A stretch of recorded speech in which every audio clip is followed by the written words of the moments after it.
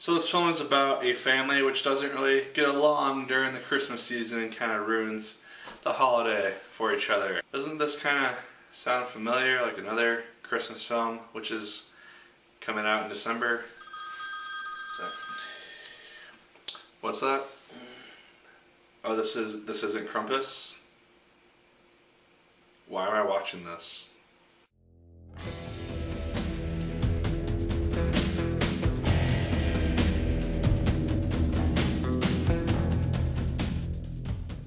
Hello once again, watchers of Good Movies. My name is Nick Pell, and this is once again coming from my apartment. Now today we're going to be talking about the film Love the Coopers. This is a traditional family-esque friendly Christmas movie. It stars a number of actors who you're probably going to recognize, most of them, and some that you probably won't have any idea who they are. And the film does something which kind of surprised me, in that it's not just focused on this family coming together for the holidays. It is that, but for the first hour of the film, I think, we see these various members of this family and what they're doing as they're coming together for this holiday. Probably the strongest plot line throughout this film is Olivia Wilde's, because we learn the most about her, I think, and she's probably the most interesting character of the batch. I liked her romance with the army guy. I thought that they had a very interesting chemistry for being just basically total opposites ideologically.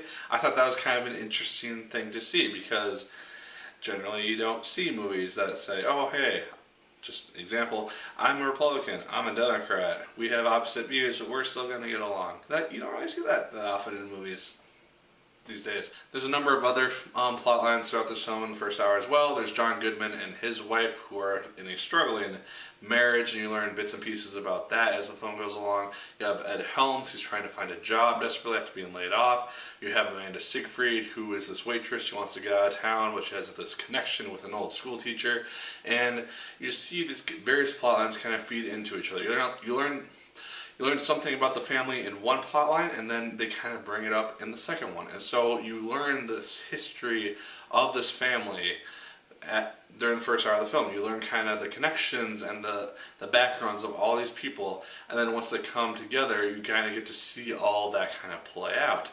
And it actually works quite nicely in that regard. That being said, the concept itself isn't terribly original. A lot of these plot lines are things that we've seen before. They may be done just in slightly different ways, but we have seen most of these plot lines play out in Christmas films, or just their own general basic films themselves, from falling in love with someone at an airport to trying to impress a girl who works at the mall. You've seen all these things happen before in other films, so it's not terribly original, but it is done in a well enough way that it works, I thought. The film's also quite funny.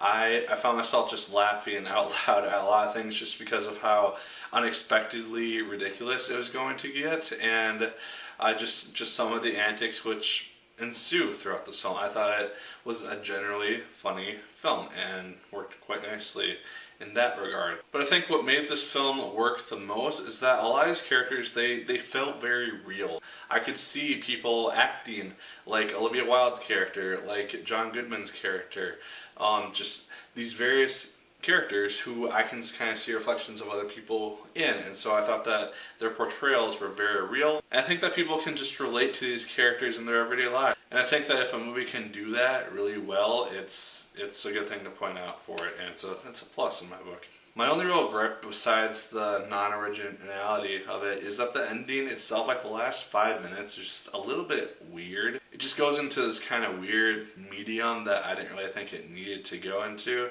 And, I mean, the majority of the film, quite good, quite funny. I enjoyed it very much. But just the last 5 minutes, probably the last 2 minutes of the film, just very strange in how they chose to kind of cap this thing off. Something that this film does tend to kind of focus on is the idea of love.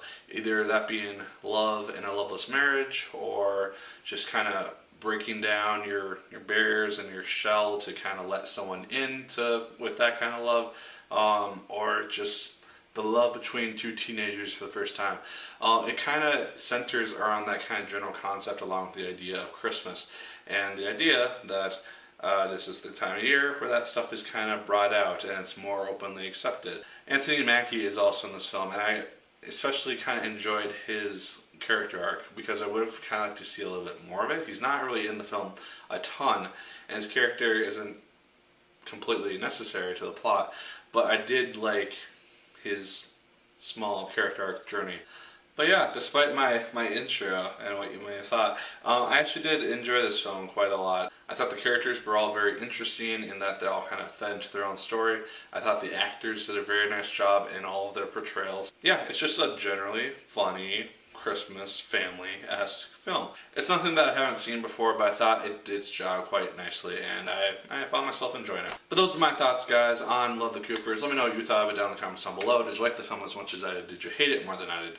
Let me know. Like, favorite, comment, and subscribe once again if you so choose. I appreciate it immensely. And as always, my people, my name is Nick Pell. And once again, keep on watching.